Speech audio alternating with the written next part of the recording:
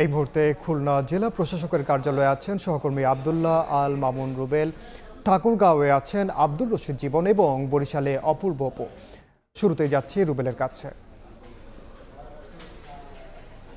ত্রয়োদশ জাতীয় সংসদ নির্বাচনের প্রার্থীদের মনোনয়ন জমা দেওয়ার শেষ দিনে খুলনায় কিন্তু একেবারে উৎসব মুখর পরিবেশ। আমরা সকাল থেকে দেখেছি বিভিন্ন রাজনৈতিক দলের প্রার্থীরা জেলা রিটার্নিং কর্মকর্তার কার্যালয়ে এসে তাদের মনোনয়নপত্র জমা দিচ্ছেন এবং একই সঙ্গে কিন্তু এখানকার যারা প্রার্থীর কর্মী সমর্থকরা রয়েছেন তারাও কিন্তু আসলে উপস্থিত হয়েছেন।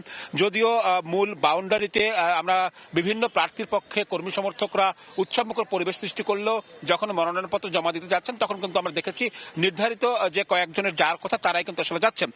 খুলনা জেলার যে 6টি আসন আমরা আসলে খবর নিয়েছিলাম, এখান থেকে 6টি আসনে মোট 53 জন মনোনয়নপত্র সংগ্রহ করেছিলেন। এর মধ্যে কিন্তু সকাল থেকে আমরা দেখেছি 15 থেকে 17 জনের মতো আমরা খবর পেয়েছি তারা আসলে মনোনয়নপত্র জমা দিয়েছেন। এর মধ্যে হেভিওয়েট প্রার্থী বলতে জামায়াত ইসলামের কেন্দ্রীয় সেক্রেটারি জেনারেল অধ্যাপক মিয়া গোলাম পরওয়ার, তিনি কিন্তু সকাল 9:30টার দিকে মনোনয়ন জমা দিয়েছেন। এছাড়া খুলনার অন্য 5টি আসনেও কিন্তু জামায়াতের যেসব প্রার্থী রয়েছেন তারা মনোনয়ন জমা দিয়েছেন। এছাড়া আমরা সকাল থেকে বিএনপির যেসব প্রার্থীরা রয়েছেন, বিশেষ করে কেন্দ্রীয় তথ্য প্রযুক্তি বিষয়ক সম্পাদক আইজুল বারী হেলালকে আমরা কিছুক্ষণ আগে দেখেছি জেলা নির্বাচন কর্মকর্তার কার্যালয়ে প্রবেশ করতে, সেখানে তিনি মনোনয়নপত্র জমা দিচ্ছেন। এছাড়া কেন্দ্রীয় ছাত্র বিষয়ক সম্পাদক রকিবুল ইসলাম বকুল, তাকেও কিন্তু আমরা দেখেছি যে তিনি মনোনয়ন জমা দিয়েছেন। সবকিছু মিলিয়ে খুলনায় কিন্তু আমরা দেখছি খুলনার 2টি জায়গায় মনোনয়নপত্র জমা দেওয়া হচ্ছে। এর মধ্যে যদি আমরা একটু বলি যে জেলা রিটার্নিং কর্মকর্তার কার্যালয়ে এবং নির্বাচন অফিসেও কিন্তু মনোনয়নপত্র জমা দেওয়া হচ্ছে। আমরা ছবিতে দেখছি যে আজিজুল বারী হেলাল, যিনি কেন্দ্রীয় ছাত্র বিষয়ক সম্পাদক, তিনি কিন্তু আসলে এই মাত্র মনোনয়ন জমা দিয়ে আসলে জেলা রিটার্নিং কর্মকর্তা কার্যালয় থেকে আসলে নেমে আসছেন এবং সেখানে কিন্তু আমরা দেখছি যে সেখান থেকে তার কর্মী সমর্থকরাও তাকে কিন্তু আসলে স্বাগত জানাচ্ছেন। তো এই ছিল খুলনা থেকে আমার কাছে মনোনয়নপত্র জমা দেওয়ার সবশেষ খবর। আমরা একটু ঠাকুরগাঁয়ে যাব, সেখানকার নির্বাচনে মনোনয়ন জমা দেওয়ার খবর আমাদের জানাবেন সহকর্মী আব্দুর রশিদ জীবন। ঠাকুরগাঁও মনোনয়নপত্র জমা দেওয়ার শেষের দিনে কিন্তু আমরা দেখছি যে ব্যাপক উৎসাহ উদ্দীপনা নিয়ে যারা প্রার্থী রয়েছেন তারা কিন্তু মনোনয়নপত্র জমা দিচ্ছেন এবং সকাল থেকে এখন পর্যন্ত কিন্তু অনেক প্রার্থী কিন্তু মনোনয়নপত্র জমা দিয়েছেন এবং বলা চলে ঠাকুরগাঁওয়ের 3টি আসন রয়েছে। এই 3টি আসনের মধ্যে ঠাকুরগাঁও 3 জন মনোনয়নপত্র তুলেছিলেন। তার মধ্যে একজন হলেন বিএনপি মহাসচিব মির্জা ফখরুল ইসলাম আলমগীর, তিনি কিন্তু বেলা 11:50 রিটার্নিং কর্মকর্তার কার্যালয়ে আসেন এবং এসে কিন্তু তিনি তার মনোনয়নপত্র যেটি রয়েছে সেটি কিন্তু তিনি জমা দেন। এরপরেই কিন্তু ঠাকুরগাঁও মনোনয়নপত্র জমা দেন জামাতের কেন্দ্রীয় নেতা এবং জামাতের পক্ষ থেকে দেলোয়ার হোসেন, তিনি কিন্তু আসলে ঠাকুরগাঁও 1 থেকে নির্বাচন করছেন এবং মির্জা ফখরুল ইসলাম আলমগীর এই মনোনয়নপত্র জমা দেওয়ার পরেই তিনি কিন্তু বলেছেন যেটি যে আসলে তিনি দেশবাসীর কাছে দোয়া চেয়েছেন এবং একই সাথে এই নির্বাচনে বিএনপি জয়লাভ করলে মানুষের আর্থসামাজিক উন্নয়ন, কর্মসংস্থান এবং শিক্ষার উন্নয়ন নিয়ে তিনি কাজ করার অঙ্গীকার দিয়েছেন এবং জামাতের যিনি প্রার্থী রয়েছেন দেলোয়ার হোসেন, তিনি কিন্তু বলছেন যে এই নির্বাচনে যদি লেভেল প্লেইং ফিল্ড সেটি যদি নিশ্চিত করা যায়, যদি নিরপেক্ষ নির্বাচন করা যায়, তিনিও কিন্তু জয়ের ব্যাপারে আশা প্রকাশ করেছেন এবং ঠাকুরগাঁওয়ের যে 3টি আসন রয়েছে 3টি আসনে আমরা যেটি জেনেছি এখন পর্যন্ত 24 জন মনোনয়নপত্র তুলেছেন এবং এখন পর্যন্ত বলা চলে যে 13 থেকে 14 জন আসলে মনোনয়নপত্র জমা দিয়েছেন। যেহেতু এখনো সময় আছে, প্রার্থীরা আসছেন, কেউ জেলা প্রশাসনে যেটি রয়েছে জেলা রিটার্নিং কর্মকর্তা তার কাছে জমা দিচ্ছেন, কেউ উপজেলা পর্যায়ে জমা দিচ্ছেন এবং এই যে সারাদিনের এই মনোনয়নপত্রকে জমাদানকে ঘিরেই কিন্তু আমরা দেখেছি যে প্রার্থী সহ প্রার্থী যারা সমর্থক নেতাকর্মী তাদের মধ্যে কিন্তু ব্যাপক উৎসাহ উদ্দীপনা ছিল।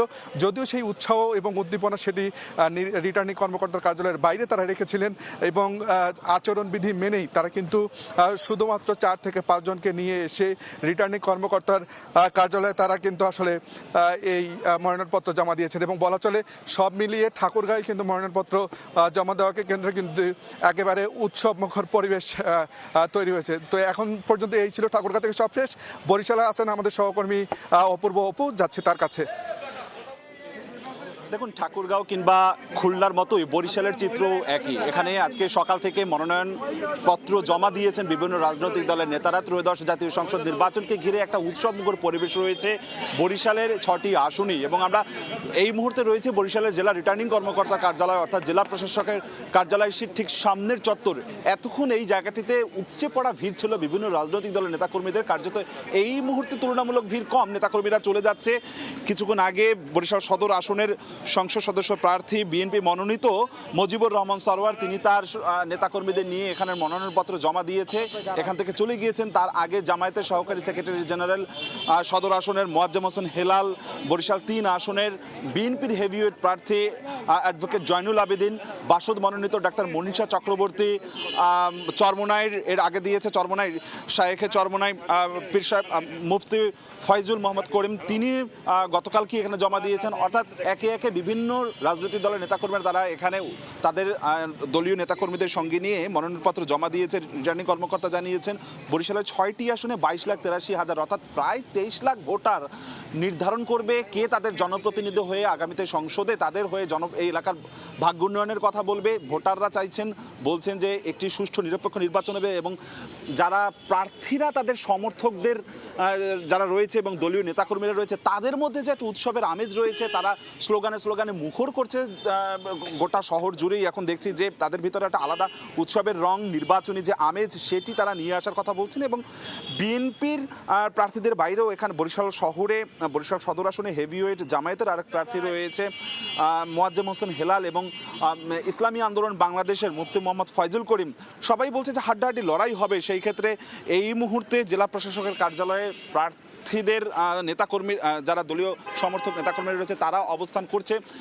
মূলত যারা হেভিওয়েট নেতাকর্মীরা রয়েছে তারা অধিকাংশই এরই মধ্যে তারা তাদের মনোনয়নপত্র জমা দিয়েছেন। 58টি ফর্ম এখান থেকে সংগ্রহ করা হয়েছিল। আজকে সন্ধ্যায় আনুষ্ঠানিকভাবে সংবাদ সম্মেলনের মাধ্যমে জানানো হবে শেষ পর্যন্ত কতজন মনোনয়নপত্র জমা দিয়েছেন এই রিটার্নিং কর্মকর্তা কার্যালয়ে। আমার কাছে দুপুর 2টা পর্যন্ত আপাতত রিটার্নিং কর্মকর্তা কার্যালয় থেকে সবশেষ এতটুকুই খবর ছিল। সরাসরি যুক্ত ছিলাম খুলনা, ঠাকুরগাঁও এবং বরিশালে।